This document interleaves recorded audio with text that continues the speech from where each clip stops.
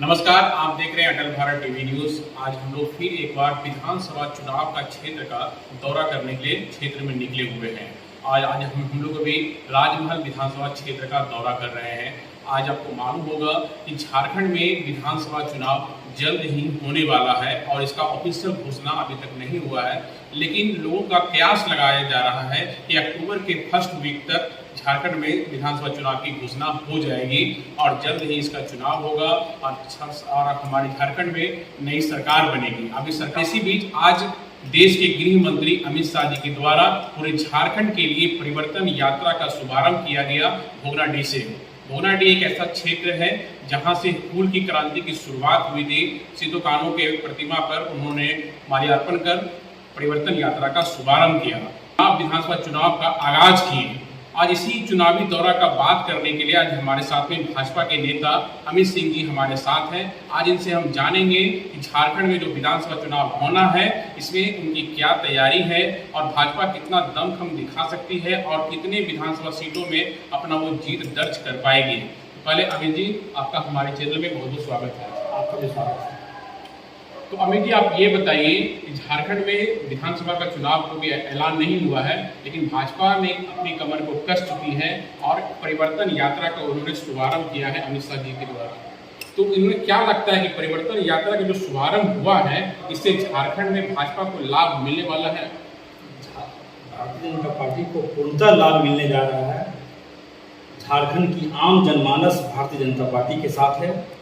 परिवर्तन यात्रा का लाभ यह मिलने जा रहा है, झारखंड में आने वाले समय में भारतीय जनता पार्टी का पूर्ण बहुमत का सरकार बनने जा रहा है।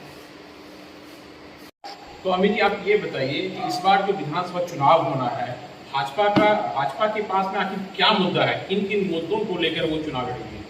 भाजपा के पास सबसे बड़ा मुद्दा यह है कि वर्तमान इंडी गठबंधन की सरकार हर मोर्चे पर विफल है। झारखंड सरकार हर मोर्चे पर विफल है। यही भाजपा के पास सबसे बड़ा मुद्दा है। और 5 साल पहले जो वादा करके झारखंड मुक्ति मोर्चा और कांग्रेस और आरजेडी की सरकार झारखंड में बनी, एक भी मुद्दा को इंडी गठबंधन की सरकार ने पूरा नहीं करने का काम किया। तो विपक्ष का कहना है कि यहाँ पे जो विधानसभा चुनाव हो रहा है झारखंड में, जो भाजपा तैयारी कर रही है वो बाहर से भाड़े के लोगों को ला के यहाँ पे तैयारी कर रही है, चुनाव लड़ने की तो घोषणा कर रहे हैं। कितना बात में ये कहना सही है? ये विपक्ष का बयान हास्यास्पद बयान है, हंसी आती है। हमारे कौन लोग हैं भाड़े के लोग? हमारे यहाँ के चुनाव के प्रभारी हैं माननीय शिवराज सिंह जी चौहान, देश के कृषि मंत्री हैं, देश में सबसे लंबे समय तक लोकप्रिय मुख्यमंत्री के रूप में वो रहे हैं। झारखंड के जो सह चुनाव प्रभारी हैं, असम के मुख्यमंत्री, वर्तमान समय में देश के सबसे लोकप्रिय मुख्यमंत्रियों में से एक हैं। वो भारतीय जनता पार्टी एक पार्टी नहीं है, एक परिवार है। इसको जेएमएम, आरजेडी, कांग्रेस नहीं समझती है। एक परिवार का सदस्य दूसरे परिवार के सदस्य को मदद करने के लिए अगर कहीं जाता है तो इसमें हास्यास्पद कहाँ है? इसमें भाड़े का लोग कहाँ है? दोनों के दोनों, आदरणीय हेमंता जी भी और आदरणीय शिवराज जी भी, दोनों भारतीय जनता पार्टी के एक कार्यकर्ता हैं। तो विपक्ष का कहना है कि भाजपा के पास इस बार विधानसभा में कोई मुद्दा नहीं है, खासकर वो सिर्फ बांग्लादेशी घुसपैठियों को लेकर ही लोगों को गुमराह करने का काम कर रहे हैं। ये कितना सही है? भाजपा के पास कौन कौन मुद्दा है, भाजपा की सरकार बनने के बाद भाजपा क्या क्या काम करने वाली है, ये संकल्प पत्र अभी भाजपा का तैयार हो रहा है। जैसे ही संकल्प पत्र आएगा आपको सारी चीज़ें आईना की तरह साफ दिखेंगी कि भाजपा कौन कौन सा काम करने जा रहा है। झारखंड एक विकसित राज्य बने, 40% रेवेन्यू देश को ये झारखंड देता है, लेकिन झारखंड आज तक पिछले 5 साल में तो आप लूटदार है, रेवड़ियाँ बांटी जा रही हैं झारखंड में। तो इसलिए बांग्लादेशी घुसपैठ एक मुद्दा नहीं है, ये आंतरिक सुरक्षा का मामला है। 1991 मेरा व्यक्तिगत राय है कि 1991 के जनगणना से पहले, उसके बाद जो यहाँ आया है एनआरसी लागू करके, वैसे व्यक्तियों को चिन्हित करके देश की न्यायपालिका जब कह चुकी है कि संथाल परगना में घुसपैठ है, तो झारखंड सरकार इसको कैसे झुठला सकती है? यहाँ है घुसपैठ है, बहुत भारी पैमाने पे घुसपैठ है। बेटे की उम्र 67 साल है, बाप की उम्र 60 साल है। 1991 की जनगणना को आधार बनाकर एनआरसी लागू कर और यहाँ के मुसलमान भाइयों का हक बांग्लादेशी मुसलमान भाई मार रहे हैं, ये किसी भी कीमत पर बर्दाश्त करने के योग्य नहीं है। तो अमित जी आप ये बताइए, क्या आपको लगता है कि इस बार जो गेहूं का जो गठबंधन की सरकार थी 5 साल में जो इन्होंने कार्य किया, ये कितना हद तक विकास का कार्य हुआ है? आप चंदन जी आप कहीं मत जाइए, आप राजभवन विधानसभा की सड़कों को देख लीजिए। झारखंड की सड़कों का हाल जो है, गड्ढे में सड़क है कि सड़क में गड्ढा है। जो हाल झारखंड की सड़कों का है, गांव की सड़कों का है, वही हाल झारखंड की सरकार का है। टूटी फूटी सरकार, टूटी फूटी सड़कें। विकास क्या विकास? विकास का एक काम कर दे, वर्तमान झारखंड सरकार विकास का एक काम कह दे कि मैंने ये विकास का काम किया है, मेरे आने से ये हुआ है, मैंने इंजीनियरिंग कॉलेज दिया, मैंने मेडिकल कॉलेज दिया, मैंने ITI दिया, मैंने डेयरी का कॉलेज दिया, मैंने रोड बनवाया, पुल बनवाया। एक काम कर देना। जो आज साहेब में गंगा का पुल है, ये केंद्र सरकार की योजना है। एक काम कह दे कि झारखंड सरकार, वर्तमान की झारखंड सरकार, कि मैंने ये काम झारखंड को, मैंने ये तोहफा दिया है। एक भी काम हर मोर्चे पर झारखंड सरकार विफल रही है। लोगों के से मेरी जानकारी के अनुसार आपको निशिकांत दुबे जी का एक धनवान के रूप में माना जाता है, उनके छोटे भाई के रूप में जाने जाते हैं।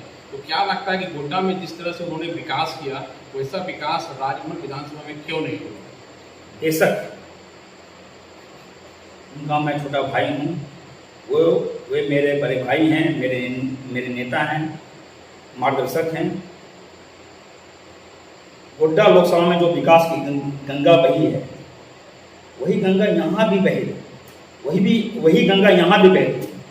अगर डबल इंजन की सरकार रहती तो हमारे यहाँ से माननीय विधायक भारतीय जनता पार्टी के हैं, तो जब काम करना चाहे, कुछ भी काम करना चाहे, जमीन की उपलब्धता नहीं बताकर झारखंड की सरकार ने उसको ठंडे बस्ते में डालने का काम किया। और शायद जहाँ तक आप गोड्डा सांसद की बात कर रहे हैं, तो गोड्डा के सांसद ने साहेबगंज को बहुतों कुछ दिया है। गंगा पुल 2010 में पहली बार क्वेश्चन करने वाले पार्लियामेंट में हुई। अगस्त 2012 में एनडीए की सरकार चंदन जी ने इसको राष्ट्रीय प्रोजेक्ट बनवाने का काम डॉक्टर निशिकांत दुबे जी ने किया।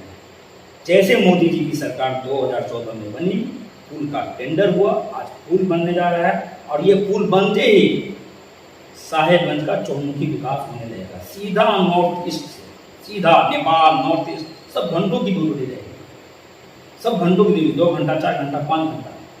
लोग कहते थे कि बंदरगाह डॉक्टर निशिकांत दुबे जी की सोच थी। वे हमेशा कहते थे कि अभी वही राज्य विकास करता है जहाँ बंदरगाह होता है। पश्चिम बंगाल का विकास इसलिए नहीं हुआ कि हल्दिया पोर्ट को डेवलप नहीं किया गया, तो हम बंदरगाह कहाँ बनाएंगे? अपने संथाल बनाने में, गोड्डा में बना नहीं सकते हैं। देवघर, डुमका, जामताड़ा, पाकुड़, साहेबगंज गंगा नदी है, यहाँ बंदरगाह बनाएंगे। तो लोग 2012 का जब आप पेपर कटिंग निकालेंगे तो लोग हंसते थे कि कौन सा पानी में जहाज चलाएगा, आज बंदरगाह बन के तैयार। येमू सेठ जब वो 2017 में साहेबगंज आए पहली बार, तो मैंने उनसे एक मांग किया, क्योंकि मैं एक रेलवे कर्मचारी का पुत्र रहा हूँ। मैंने मजदूरी भी देखी है, मैंने गरीबी भी देखी है, मैंने किसानी भी देखी है। मैं किसान का पुत्र। मैंने कहा कि भैया साहेबगंज के गौरव को लौटा दें। बोले क्या? साहेबगंज रेलवे का बहुत बड़ा हब हुआ।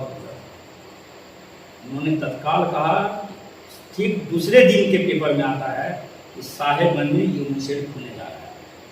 2017 की बात, साहेबगंज की यूनियन शेड निकल दिया हुआ है। आज भी वो साहेबगंज के, आज वो आए थे यहाँ बोगनाडी, आज भी वो कहे कि आज हमको जाना है, कुछ कार्यक्रम है, मैं आगे जा रहा हूँ। आज भी वो साहेबगंज के बारे में चिंतित रहते हैं, पूछते रहते हैं कि अमित क्या हो सकता है साहेबगंज में। तो साहेबगंज ने, आज मैंने फिर उनसे कहा कि भैया यहाँ झूठ की मिलें खोल सकती हैं, यहाँ पेपर उद्योग का जाल बिछ सकता है, हमारे यहाँ पानी है, हमारे यहाँ कोयला है। भैया यहाँ जो मजदूरों का जो प्लान यहाँ से हो रहा है, अगर यहाँ कल कारखाना बैठ गया, यहाँ अगर NTPC अडानी जैसा पावर प्लांट, अगर यहाँ पावर प्लांट कोई भी आ गया, अल्ट्रा पावर प्लांट हो, NTPC हो, अडानी का हो, किसी का हो, तो कम लागत में बिजली तैयार हो सकता है। हमारे यहाँ तो मजदूर यहीं रह जाएंगे। मैंने कोरोना में देखा है, हजारों मजदूर साहेबगंज के सूरत में काम कर रहे हैं, बंबई में काम कर रहे हैं। तो यहाँ आज भी वे कहे कि यहाँ क्या क्या हो सकता है। तो यहाँ तो मैंने नहीं कहा कि यहाँ तो बस विकास की एक गंगा बह सकती है। और भारतीय जनता पार्टी की सरकार अगर बनती है, डबल इंजन की सरकार बनती है, तो साहेबगंज जिला आपको एक विकसित जिला के रूप में देखने को मिलेगा। आप यहाँ के राजमहल के विधानसभा क्षेत्र के वासी हैं और यहाँ पे 10 साल लगातार अनंत ओझा जी आपके विधानसभा क्षेत्र से विधायक रहे हैं और उनके द्वारा पे जो विकास कार्य हुए हैं, तो क्या लगता है कि कुछ विकास कार्य हुआ है या नहीं? एक आदमी को बहुत सारा काम करना पड़ता है। उन्होंने विकास के बहुत सारे काम किए। हमारे विधायक जी ने 10 सालों में बहुतों काम किया। पिछले 5 सालों से झारखंड की सरकार उनको काम करने नहीं दे रही है। अगर यही डबल इंजन की सरकार है तो आपको यहाँ और विकास कार्य देखने को मिलता। इसलिए हमारे विधायक जी ने विकास के बहुत सारे आयाम यहाँ पर गठित किए। इस बार भाजपा के द्वारा सभी विधानसभा क्षेत्रों में जाके लोगों का मतलब ये रायशुमारी की जा रही थी। इसमें विधानसभा में कौन सा उम्मीदवार होना चाहिए, किनका ज़्यादा वोट आता है, तो उसमें सुनने में आया कि आपका भी नाम आया है रायशुमारी में। तो क्या आप उसकी तैयार हैं? मैं एक पार्टी का छोटा कार्यकर्ता हूँ, मूलतः स्वयंसेवक हूँ, छात्र जीवन से विद्यार्थी परिषद का कार्यकर्ता रहा। अगर मेरे अनुपस्थिति में कार्यकर्ताओं ने रायशुमारी में अगर मेरा नाम लिया होगा तो कुछ सोच समझ कर लिया होगा। सबसे पहले तो मैं सभी कार्यकर्ताओं को दिल से धन्यवाद देता हूँ।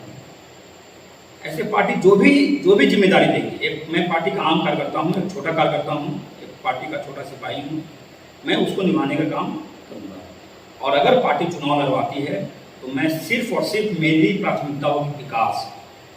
अपना साहेबगंज झारखंड विधानसभा सहित साहेबगंज झारखंड का विकास द्वार बने, झारखंड का विकास द्वार साहेबगंज जिला बने, साहेबगंज जिला विकसित जिला बने। इसी को लेकर विकास की एक छोटी लकीर के सामने मेरा प्राथमिकता रहेगा विकास की एक बड़ी लकीर को खींचना।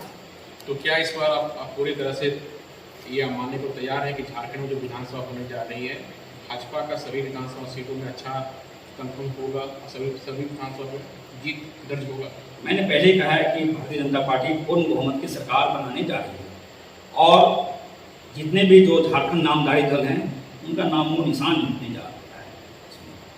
बस खाली चुनाव की देर है, खाली एक बार चुनाव हो जाए। झारखंड की जनता कमर कस चुकी है और इस निकम्मी सरकार को झारखंड की जनता हार।